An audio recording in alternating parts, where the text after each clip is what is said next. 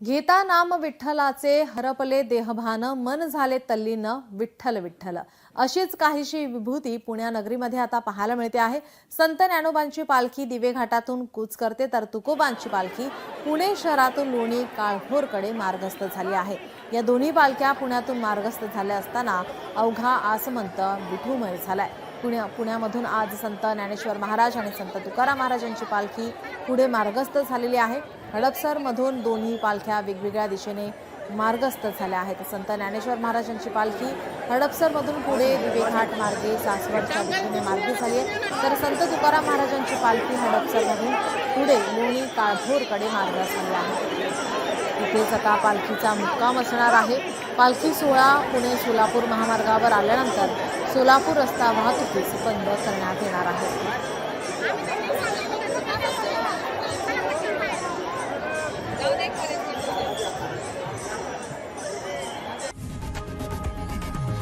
लोकशाही मराठी ऐका, पहा, जागरूक रहा।